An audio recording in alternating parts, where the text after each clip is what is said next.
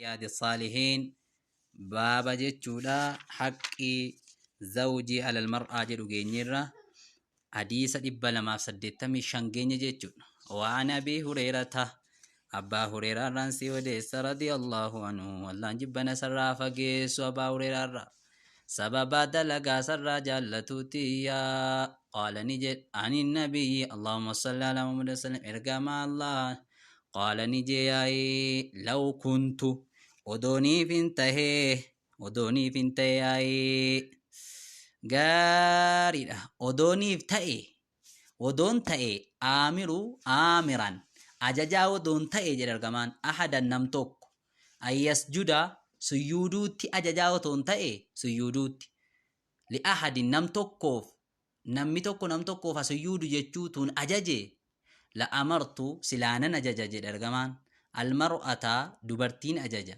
an tasjuda sujuuduu li zawjihaa jaarsa siitiif sujuuduun سلا حاجة جيدة رواه الترمذي تديث كان وديس وقال نجي ترمذي حديث حسن صحيح حديث نكون حسني صحيح جا حديث كان الرالي جتشورا بابا قدسو جتشورا جار ساير راهو بنا جتشور سيودين ينيوفون يممو جتشور إسافيون يممو غا إتو يمميتي جتشورا مالي أمري ساجا بيسو خيست غاري دا حديث نبالا مفاسد ديتا مجافان وان أمي سلامة أمي سلمة رضي الله عنها اللان جبنا سيرا فقيسو قالت نجت أمي سلمان قال رسول الله صلى الله عليه وسلم إرقمان الله نجت أيما امرأة كمي دبرتي تاتها تاتو كمي دبرتي تاتها تاتو ماتت كني دوت دبرتين سنو وزوجها حال بام منايسي عنها يسيرا راض جالتاتين حال بام مناسي حال سيوا هند سيرا جالتاتين كني دوتي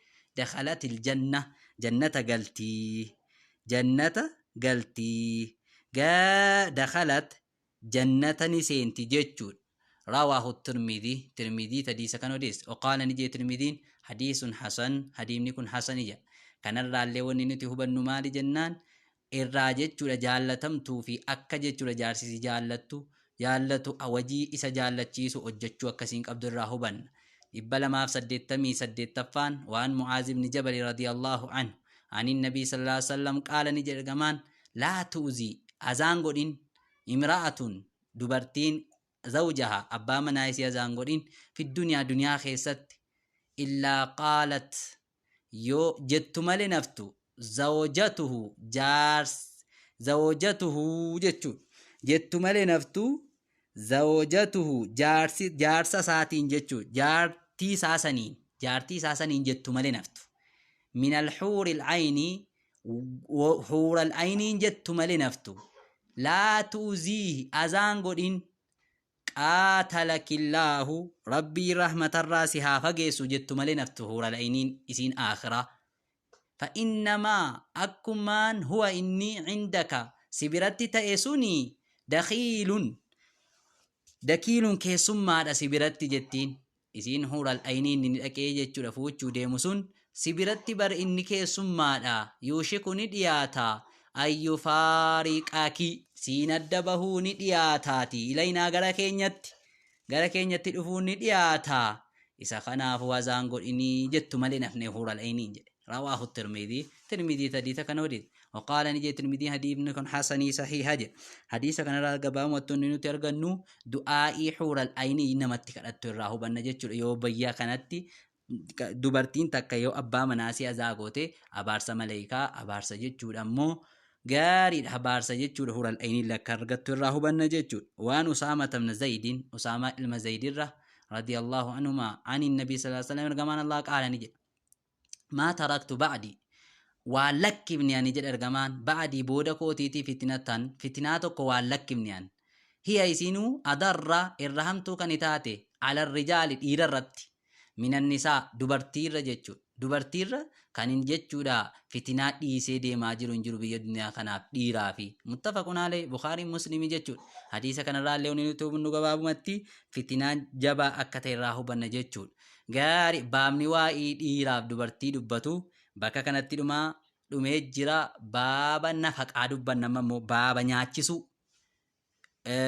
baaba maal beetasaba ofii nyaachisu beetasaba ofii gatuu dhiisu beetasaba ofii haqa beetasabni ofii abbaa manaa san irraa qabu dubbanna jechuudha. Ilmoo nyaachisuu dhiisanii yookaan warra san nyaachisuu dhiisuun akka dilii guddaa ta'e baaba nu hubachiisudha. Jinni kun immoo baabun nafaqati baaba nyaachisuuti yookiin kennuuti alal ciyaalii askaarratti yookaan maatii irratti baaba maatii irratti nyaata kennuuti. Baaba maatii nyaata isaa danda'uuti. Maatii yeroo jedhamu ilmoof warraga. Kana nyaata jaraa danda'uu, dhugaatii jaraa, uffannaa jaraa baaba danda'uuti. Qaala Allahu ta'ala rabbi wal taanni jedhe. وعلى المولود وعلى المولود له إساف dhalatame irratti tahaadha. Isaaf dhalatame irratti tahaadha. Abbaa manaa irratti tahaadha jechuudha bar. Rizquhunna nyaanni isaanii, nyaanni manaa, nyaanni jechuudha maatiin nyaatu, uffannaan maatiin uffatu eenyu irratti tahaadha? Abbaa manaa irratti tahaadha. Wakiswatuhunna jara uwwisuun illee bilma'ruuf haala beekamaadhaan, haala shari'aa keessatti beekamaadhaan kan shari'aa irraa bahu ittiin bitiin uffata jechuudha. Kanuma shari'aa jalbaab waan siin uffattu jechuudha. Isa dhiiraatti isa durbaatti akkaataa shari'aatiin itti bitta bilma'ruuf jechuun haala beekamaadhaan jechuudha. Waqaala taalaa rabbii wal taanni jedhe liyunfiq haa kennatu zuu sa'aatiin saahibni bal'inaa haa kennatu min saatihi bal'ina isaarraa haa kennatu. Waman qudira namni immoo rakkifame jechuudha. Waman qudira namni jechuudha rakkifame haala isarratti rizquhu nyaanni isaa namni rakkifame, namni rizqiin isaatti jajjabaatte, namni rizqiin isaa itti hammaatte immoo falyunfiq haa kennatu numtis mimmaa aataahu Allah waan rabbi isaaf kennirraa haa kennatu.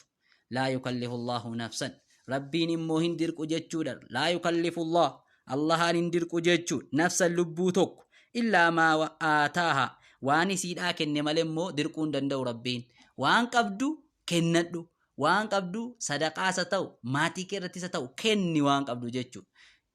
Gaariidha. Waqaala taalaa rabbii wal taanni jee wamaa anfaqtum waan isin kennattanii min shay'ii tokkorraa waan isin maatii nyaachisuudhaatti kennattan, waan isin uffata maatii ittiin bittan, waan isin uffata ijoollee ittiin bittan, waan isin ijoolleedhaa kennitan, waan isin warra keessanii kennitan hundasaa fahuwa yukhlifuhu rabbiin bakka isinii buusa jechuudha. Xiqqishoo yoon isii kana warra kootii bite anoo waciin qabuun jedhin bitiif, yoon xiqqoo nyaata kana fuudhee gale anoo borii waan rakkadhaan jedhin fahuwa yukhlifu rabbiin bakka buusa jechuudha. Gaariidha. Waan Abii Hureyrataa radiyallahu anhu qaala rasuulullah sallallahu alaihi wasallam ergamaan rabbii ni jedhe diinaarun jedhe diinaarri tokko jedhe anfaqtahu kanatti kennatte fi sabiilillah karaa rabbii keessatti, diinaarri ati kennatte karaa rabbii keessatti. Wadinaarun amma diinaarri anfaqtahu ati kennatte fi raqbatin fi fakki raqbatin jechuu qaddarama. Fi fakki raqbatin garba bilisoomsuu keessatti birriin ati kennatte. Wadinaarun amma diinaarri tasaddaqta kanatti kennatte bihii isaa alaa miskiina irratti kanatti saddaqatte suni. Wadinaarun amma diinaarri anfaqtahu kanatti kennatte alaa ahlii kee irratti kanatti kennatte maatii kee irratti jechuudha. Bar a'zamuha irra guddaan jara kana hundaayyuu ajran gama galataatii allazii anfaqtahu isatti kennatte sana alaa ahlii kee irratti isa kee kennattedha. Isati warra kee nyaachifte, isati ilmoo kee nyaachiftedha jechuudha. Isati karaa rabbiitti kennatturra, isati jechuudha saddaqattee garba tokko bilisoomsiturra, isati miskiinaa kenniturra, isati ahlii keetii kennitu caala jedha. Rawaahu Muslim. Muslim hadiisa kana odeessa. Hadiisni kun hadiisa biraatii wal qaba. Akkamitti wal jam'ii godhama jennaan gaafa ahlii kee fayyaduu dandeesse, gaafa ahlii kee mashruuftee ahlii kan kee nyaata jiraa dhugaatii jiraa kennuu dandeesse gaafa sana achi baate kennu. Gaafti kuni gaafati jechuudha ahlii kee rakkinaa jiru, ahlii keetii rakkatu ati bakka biraatti kennattu sanii jechuudha. Faarfamaa miti inni. Dura ahlii kee quufsitee, dura ahlii kee nyaachiftee, dura ilmoo kee warra kee maatii kee nama ahlii siitee nyaachiftee kaatee bakkeetti kennatta jechuudha. Waan Abii Abdillah abbaa Abdillah irraa wayuqaalu ni jedhama lahu isaaf Abuu Abdirrahmaan abbaa Abdirrahmaan jedhama. Sawbaan ibnu Bujduuda Sawbaan ilma Bujduud kan ta'e maqaan durii kun nama dhiga Bujduud fa'a. Bujduudii bar mawlaa rasuulillah sallallahu alaihi wasallam hatta qamaa ergamaa rabbii kan ta'e jechuudha. Inni immoo gaariidha. Hatta qamaa ergamaa rabbii kan ta'e jechuudha. Gaariidha. attaqama ergamaa rabbii kan ta'e jechuudha. Waan Abi Sa'iid gaariidha. Qaala ni jedhe afdalu qaala rasuulillah sallallahu alaihi wasallam ergamaan rabbii ni jedhe jedha. Afdalu nafaqa oloofime afdalu gaarii afdalu diinaarin irra caalaan birrii diinaarri yunfiquhu kan kennate rajulu gurbaan diinaarun diinaara yunfiqu isa kennatedha. Alaa ciyaali maatii isaa irratti kan inni kennatedha.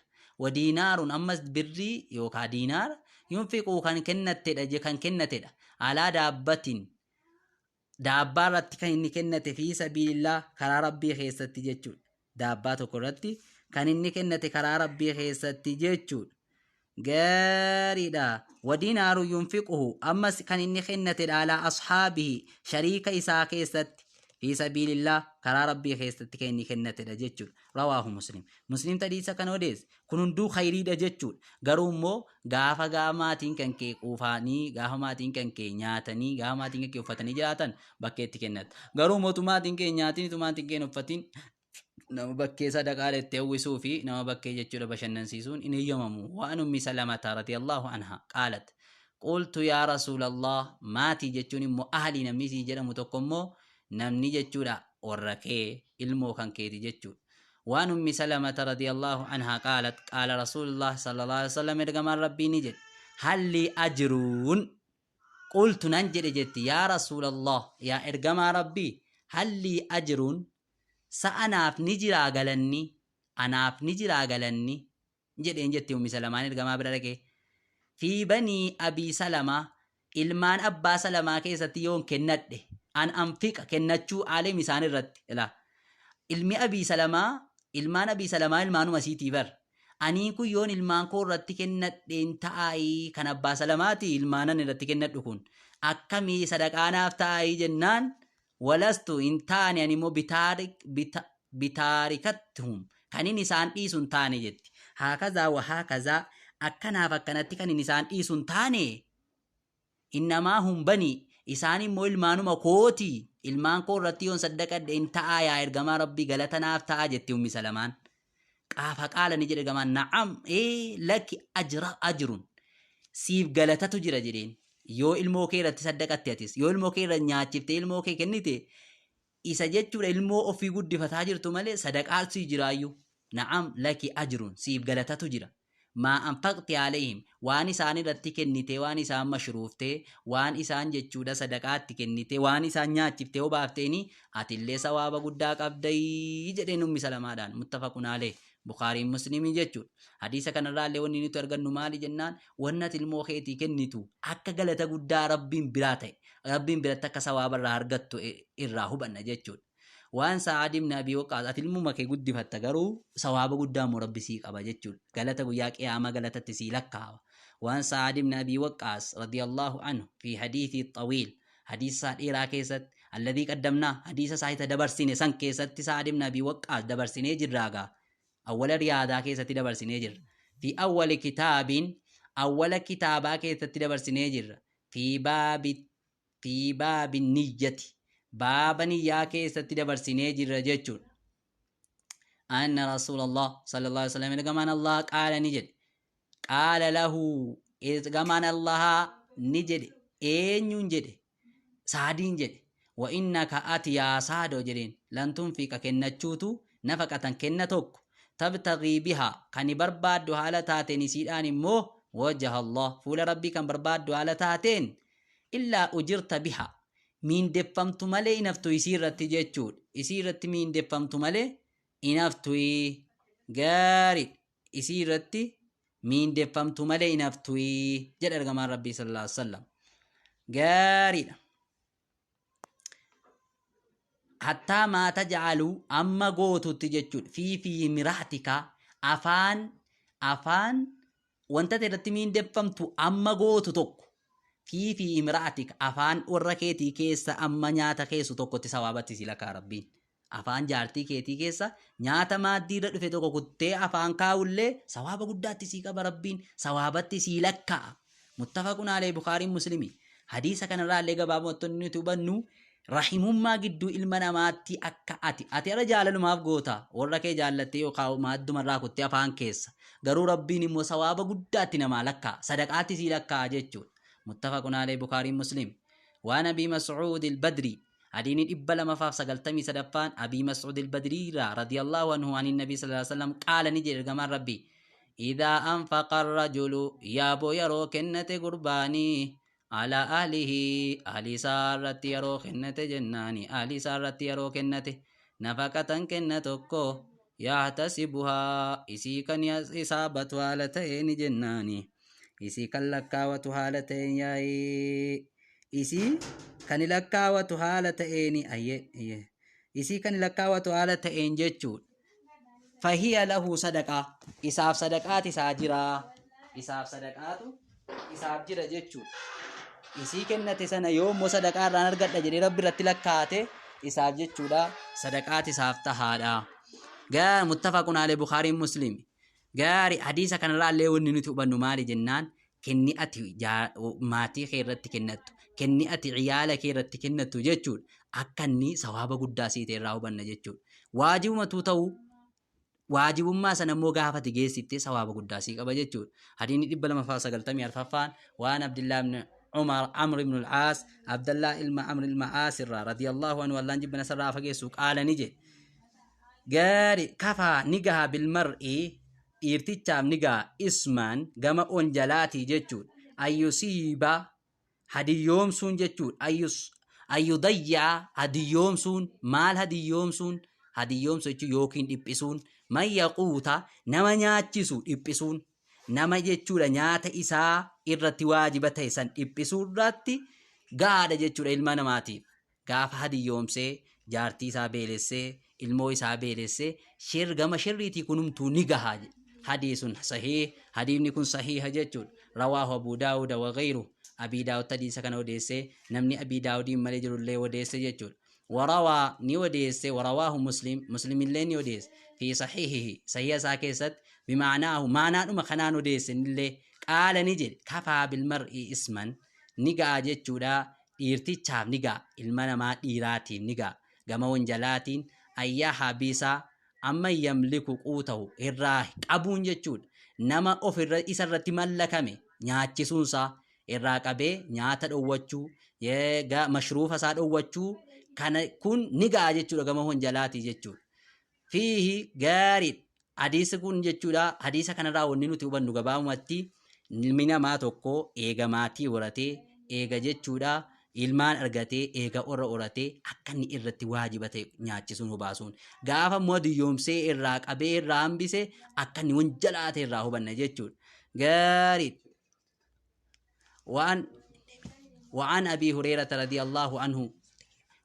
هريرة رضي الله عنه أن النبي صلى الله عليه وسلم قال نجد ما من يوم ما انتان من يوم غيارا يصبح كان غنمت سين العباد غبروان فيه غياسن كستي الا ملكان ينزلان ملائكه لما بوحمل نفن ما من انتان يوم غيارا يصبح كان غنمت سين العباد غبروان فيه غياسن كست الا ملكان ملائكه لما ينزلان بوه تحمل نفو جچو فيقول نجد ملائكة لما أنسان كيسا أحدهما تكوني ساني نجد اللهم يا رب أعطي كني منفقا إسا خنوف كني إسا كنا تأيب كني غاري إسا كنو سنا كني بكبوء جتشو خلفا بكبوء وان بكبوء كني في جد إخادة ملائكان توك ويقول الآخر ملائكان برامو نجد اللهم يا رب أعطي كني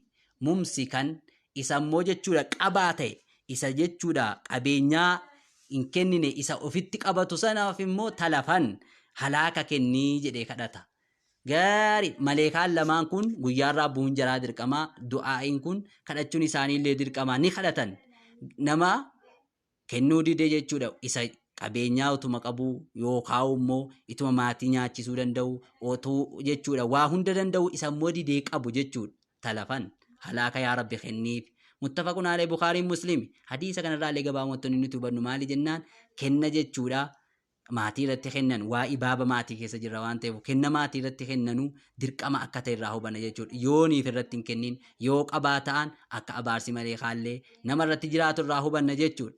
Gaariidha. Waan bakka kana bulla inshaallah sa'aatiin keenya illee gaheeraa daqiiqaa kana caalaa gadhiisuu hin dandeenyu. Wasallallaahu ala nabiyyinaa Muhammad wa ala alihi wa ashabihi ajma'iin wa billahi tawfiiq.